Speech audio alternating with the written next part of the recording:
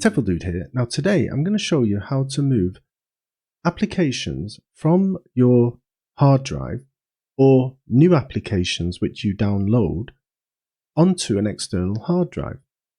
Now in my previous video I showed you how to move folders across, and if you take a look here you can see here I've already had library folders, and you can see the link of GarageBand, and my hard drive is on the right hand side and my internal is on the left.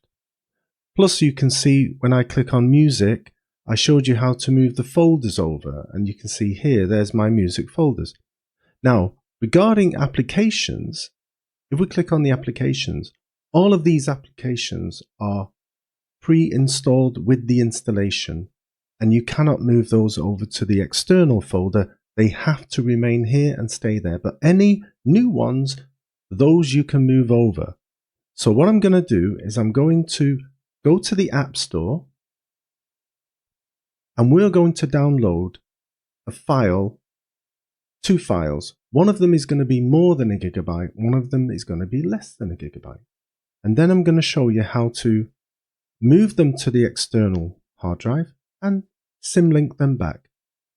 First thing we got to do is go to the App Store here, settings. And you can see if I click this icon here, I can choose my external hard drive. It's only 500 gig, but obviously you can make yours 2 terabyte, whatever. So I'm going to choose that. Now anything we use over 1 gig will automatically go there. And I suggest the first one you download is something that is more than a gigabyte.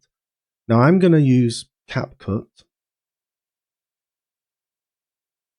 just as an example. And if you click on it here, you can see that it's 2.24 gigabyte. So that will automatically go into this area. And before I click it, I just want to show you why we're doing it this way. And it's because it will automatically create that applications folder for us. Well, if it doesn't, we'll make it for it instead. But let's see what happens if I click download.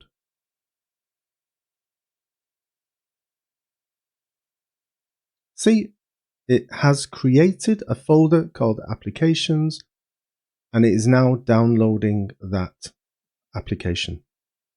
This doesn't work this way on my other video, which I'll link in the description above, where I show you how to move your home folder onto an external drive. That's another way of doing these kind of things. But this is probably the simplest method for those who want to move everything to the external hard drive without, messing about too much. So that's nearly done. Okay, so we'll leave that there. Now what I'm going to do is download a PDF program that is less than a gigabyte, and you'll notice that that goes into the application store on the left on my internal drive. So type PDF, and I believe it's this one. Let me click on it. Yes, you can see it's 867. So I'm going to click that, and it should arrive, well, it begins with P, so it should arrive after the word password.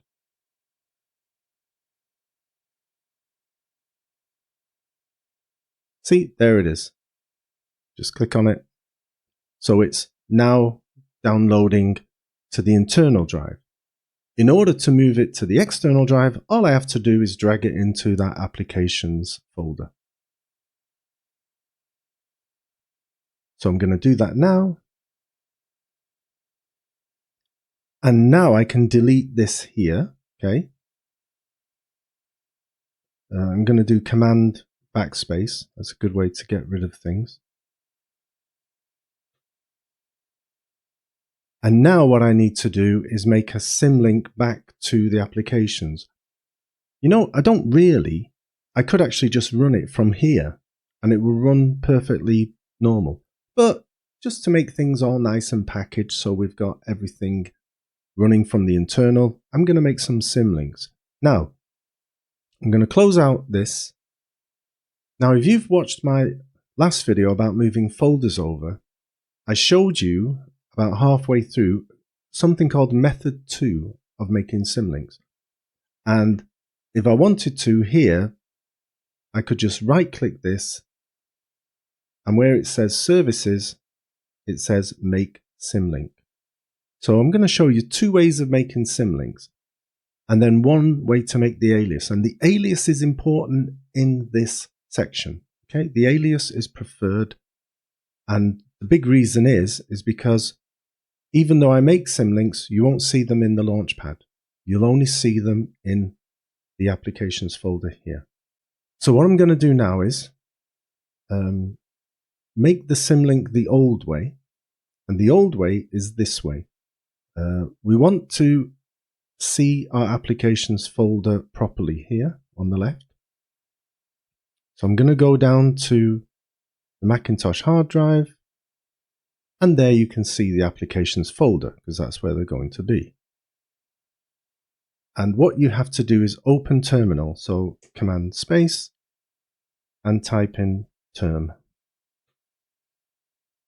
And now we have to write, a lot of people say you can just write ln-s.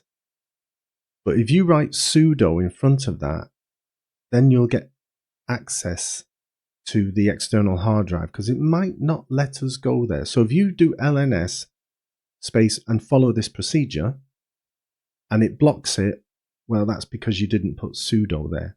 Sudo means it will ask for a password if there's a blockage. So there's the space, make sure the space after the S, sudo ln-s, ln for link, s for symlink. And now I'm going to drag CapCut over. And then what I need to do is drag this applications file because that's where I want it to go. And then, then I need the name of this CapCut. So just copy everything after the word applications, including the word app, Command C, then go here, press a space, back two spaces, Command V, and so long as it's got the / and the name of the app, it should be okay. Now I'm going to press enter and we'll see if it arrives in our applications. Let me just move this up a bit so we can keep our eye on the applications.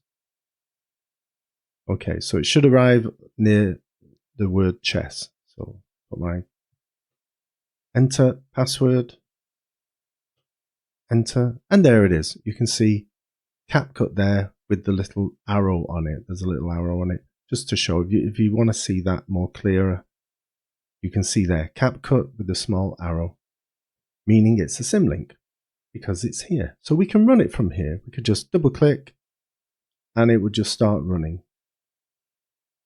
There you go. Now let's make a symlink for the PDF Pro.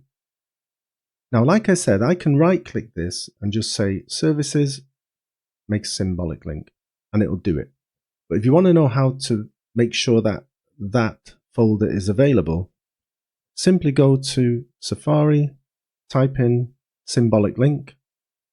Actually, the word is symbolic linker. And there you can see the GitHub page. And you just simply go to there and click this 2.2 DMG file. You click that, and that will go into your downloads. And then you run that. I'll just do very quickly. If I go to downloads now, you'll double click this. You'll get this icon and you will put it in the library folder. So you'll go to your Macintosh hard drive like I did. You'll go to library. We'll do it in columns. You'll go to library and then you'll see in our library folder, we have the folder services. If you don't have the folder services, just make it and stick that in there. And then you're done. You will have this icon over here, which you just download into the bin. You don't need it. So now I'm going to right click and make my symbolic link. And there it is. So you can decide which way you would like to make your links. Now I have to remove the word symlink, but I can't because two icons in the same folder can't have the same name. I'm just going to quickly move it over to here and I can just get rid of that word symlink.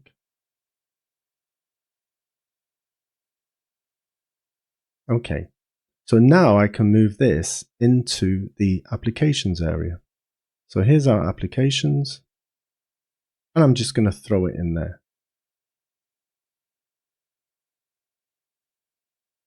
And if we have a look down, there it is with a little Symlink icon, as we shall see.